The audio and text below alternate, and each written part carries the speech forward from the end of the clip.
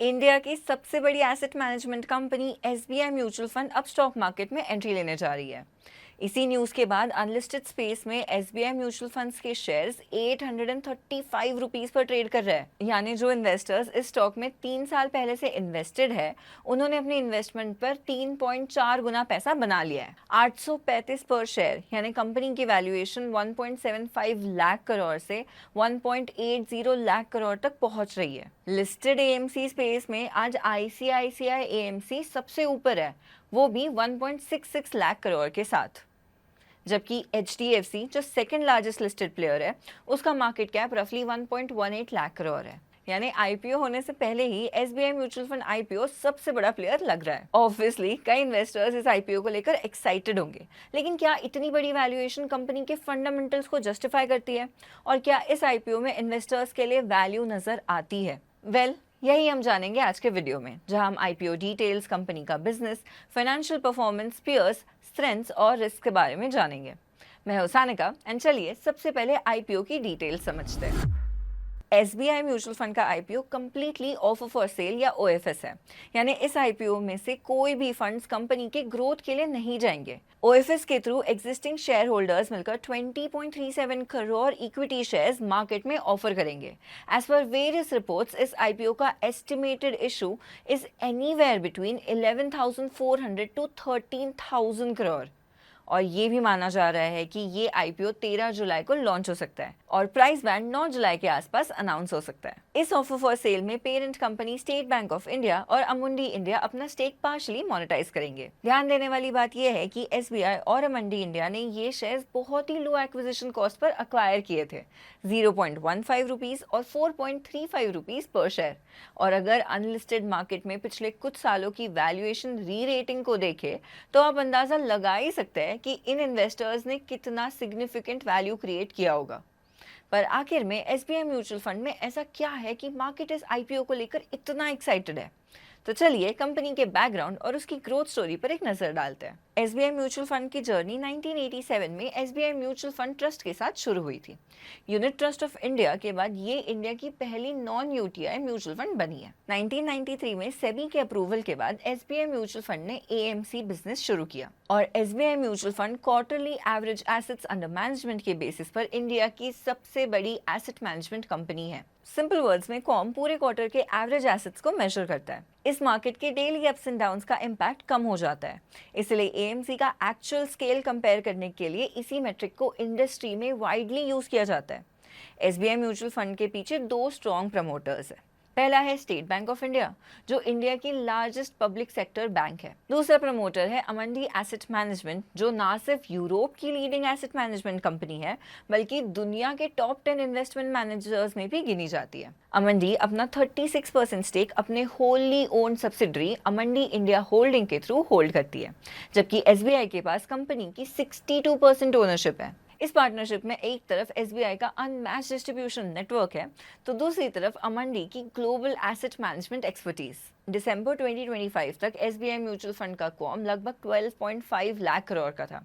इसके साथ कंपनी का म्यूचुअल फंड मार्केट शेयर 15.4% रहा, जो कंपनी की मार्केट लीडरशिप को रिफ्लेक्ट करता है। और इंटरेस्टिंगली लीडरशिप सिर्फ यही नहीं देखती है, company multiple high growth segments में भी नंबर 1 पोजीशन पे है। ईटीएफ्स और पैसिव म्यूचुअल फंड्स में इसका मार्केट शेयर 29.6% है, जबकि B30 सिटीज यानी टॉप 30 सिटीज जो म्यूचुअल फंड इंडस्ट्री के नेक्स्ट ग्रोथ इंजन माने जाते हैं, वहां भी SBI mutual fund 19.3% market share के साथ इंडस्ट्री लीडर है।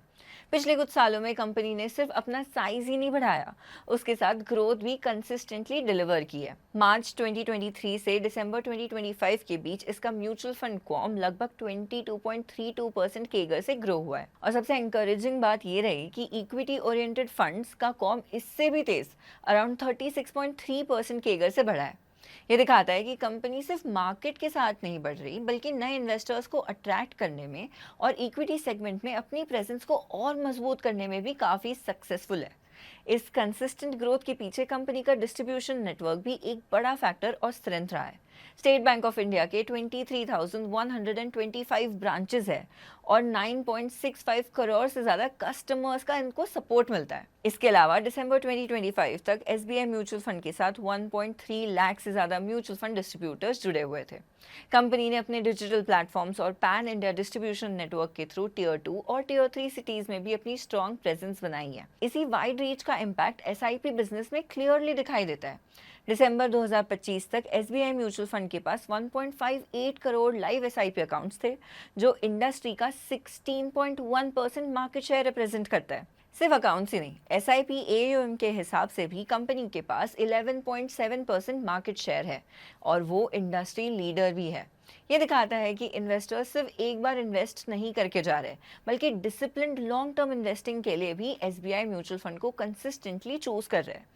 फरवरी 2025 में लॉन्च की गई जन निवेश एसआईपी इनिशिएटिव के थ्रू सिर्फ 250 रुपए से एसआईपी शुरू करने की फैसिलिटी ने फर्स्ट टाइम इन्वेस्टर्स के लिए म्यूचुअल फंड्स को और एक्सेसिबल बनाया है एंड ये भी बहुत सक्सेसफुल रहा है। आज एसबीआई म्यूचुअल फंड 1.6 करोड़ से ज़्यादा इंडिविजुअल इन्वेस्टर्स को सर्व करती है, जो इसकी स्ट्रॉन्ग रिटेल फ्रेंचाइजी को रिफ्लेक्ट करता है। इसी के साथ ही डोमेस्टिक मार्केट के साथ कंपनी ने ग्लोबल प्रेजेंस भी कंसिस्टेंटली बढ़ाई है। दिसंबर 2025 तक कंपनी के इंटरनेशनल मैंडेट्स के थ्रू 23,200 करोड़ और ओवरसीज डिस्ट्रीब्यूशन प्लेटफॉर्म के थ्रू ऑलमोस्ट 8,681 करोड़ के इंडिया फोकस्ड एसेट्स मैनेज किए जा रहे थे। अब तक हमने देखा कि एसबीआई म्यूचुअल फंड इंडस्ट्री का लार्जेस्ट प्लेयर कैसे बना और उसका स्केल क्या है, लेकिन एक इंटरेस्टिंग सवाल ये है कि आखिर इतने बड़े एयूएम से कंपनी पैसा कैसे कमाती है। चलिए अब इसके बिजनेस और प्रोडक्ट्स को सिंपल वर्ड्स में समझते हैं। एसबीआई म्यूचुअल फंड का बिजनेस मॉडल सिर्फ म्यूचुअल फंड्स तक लिमिटेड नहीं है। Company equity, fixed income, hybrid, passive और ऑल्टरनेटिव इन्वेस्टमेंट्स जैसे मल्टीपल एसेट क्लासेस में प्रोडक्ट्स ऑफर करती है, जिससे इन्वेस्टर्स की अलग अलग इन्वेस्टमेंट नीड्स को केटर किया जा सके। यहाँ तक तो एक बात काफ़ी क्लियर हो चुकी है कि एसबीआई म्यूचुअल फंड सिर्फ स्केल के मामले में ही आगे नहीं है, बल्कि लगभग हर की सेगमेंट में इसने अपनी लीडरशिप को प्रूव किया है। यही वजह है कि मार्केट इसे इंडस्ट्री का एक बेंचमार्क प्लेयर मानता है। इनफैक्ट कंपनी का इन्वेस्टमेंट प्रोसेस भी बिजनेस मॉडल का एक इम्पॉर्टेंट पार्ट है। इक्विटी पोर्टफोलियो में top down macro economic analysis के साथ बॉटम अप स्टॉक रिसर्च का कॉम्बिनेशन यूज किया जाता है, जबकि फिक्स्ड इनकम सेगमेंट में क्रेडिट क्वालिटी और ड्यूरेशन मैनेजमेंट यानी इंटरेस्ट रेट साइकिल के हिसाब से बॉन्ड पोर्टफोलियो को मैनेज करने पर फोकस है। इसके अलावा ग्रोथ, वैल्यू और क्वांटिटेटिव इन्वेस्टिंग जैसे मल्टीपल इन्वेस्टमेंट स्टाइल्स भी इन्वेस्टर्स के लिए अवेलेबल है। इस स्ट्रैटेजी को एग्जीक्यूट करने के लिए कंपनी के पास दिसंबर 2025 तक 70 इन्वेस्टमेंट प्रोफेशनल्स की एक्सपीरियंस टीम थी, जिसका एवरेज इंडस्ट्री एक्सपीरियंस लगभग 18 साल का था। यही वजह है कि टीम बेस्ड इन्वेस्टमेंट अप्रोच से डिसीजन मेकिंग किसी एक फंड मैनेजर पर डिपेंडेंट नहीं रहती।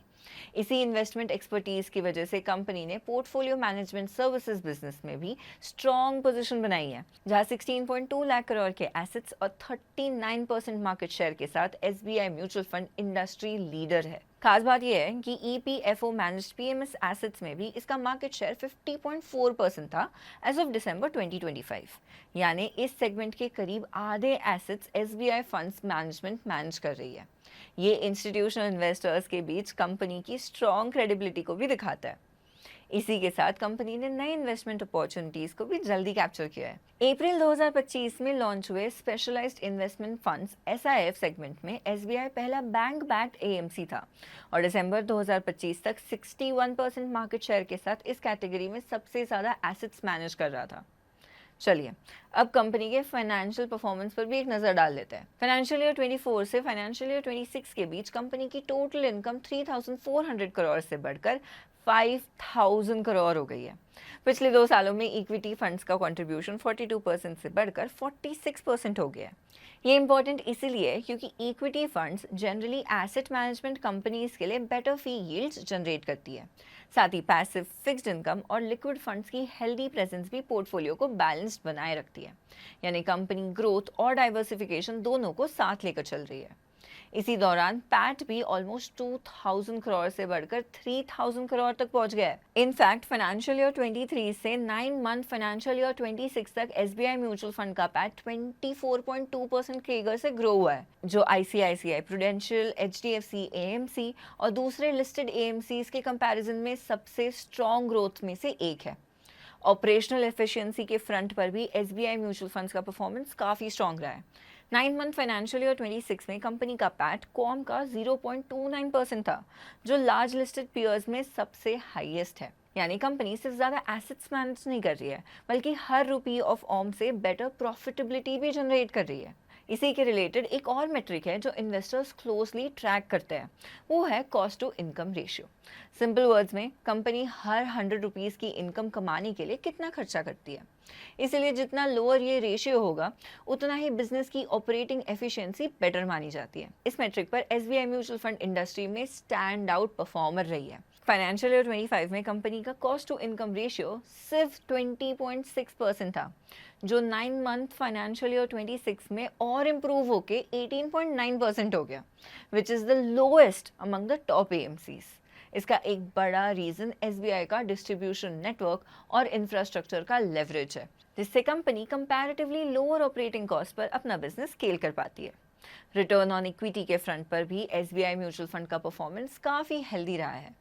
फाइनेंशियल ईयर 25 में कंपनी ने 33.8% आरओई डिलीवर किया, जो HDFC AMC, Nippon India AMC, Kotak Mahindra AMC, Aditya Birla sun life AMC और यूटीआई एएमसी से हायर था। सिर्फ आईसीआईसीआई प्रूडेंशियल एएमसी और कुछ रिलेटिवली स्मॉल प्लेयर्स इस मेट्रिक पर आगे नजर आते हैं।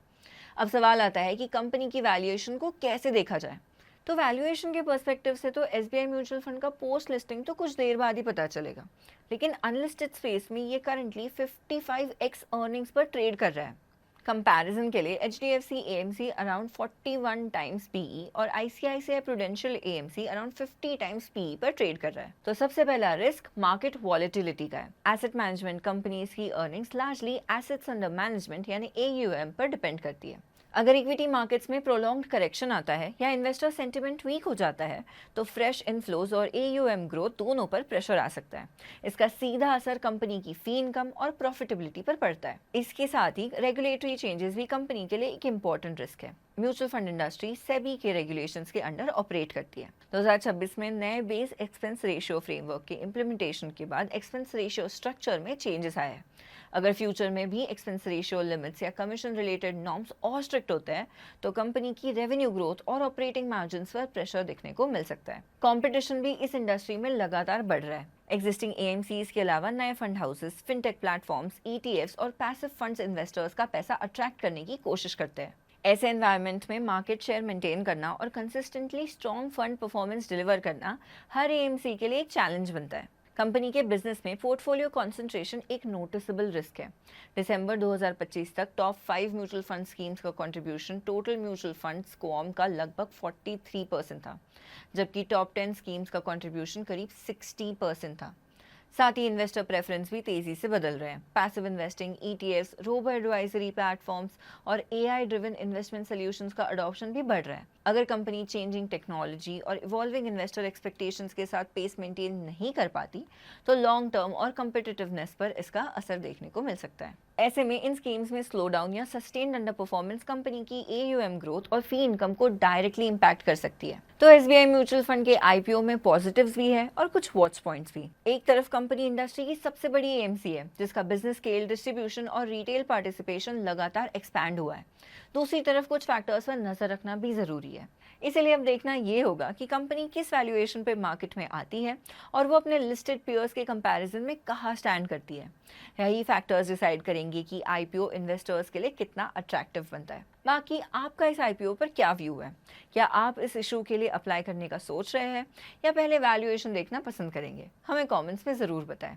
ऐसे और वीडियोस के लिए आज ही एंजल वन को सब्सक्राइब करें। Investments in securities market are subject to market risks. Read all the related documents carefully before investing.